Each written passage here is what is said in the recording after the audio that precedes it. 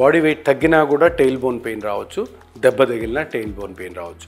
అందరూ అనుకుంటారు tail bone pain వచ్చింది, నేను ఎక్స్రే తీసుకున్నాను సార్, ఎంఆర్ఐ తీసుకున్నాను, టెయిల్ బోన్ ఏమీ డ్యామేజ్ కాలేదు, కానీ నొప్పి ఎందుకు ఉంది సార్ అంటే. Tail bone pain tail bone fracture వల్లనే రాకపోవచ్చు, ఫ్రాక్చర్ అయితే రావచ్చు, తప్పకుండా వస్తుంది.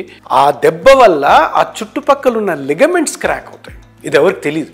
టెయిల్ బోన్ పెయిన్ అనగానే ఆ సీట్ టెయిల్ బోన్ కుషన్ ఇస్తారు, ఆ మధ్యలో గ్యాప్ ఉంటుంది, అంటే కూర్చో అంటారు, కానీ అక్కడ హీల్ కాదు. ఎందుకు హీల్ కాదు?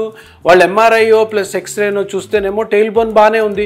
టెయిల్ బోన్ బాగానే ఉంటే టెయిల్ బోన్ నొప్పి ఎందుకు వస్తుంది? టెయిల్ బోన్ నొప్పి వచ్చేది టెయిల్ బోన్ వల్ల కాదు, టెయిల్ బోన్ చుట్టూ ఉన్న లిగమెంట్స్ క్రాక్ అవడం వల్ల. సో ఈ లిగమెంట్స్ క్రాక్ని మనం ప్లాస్మా థెరపీతో క్లియర్ చేయొచ్చు.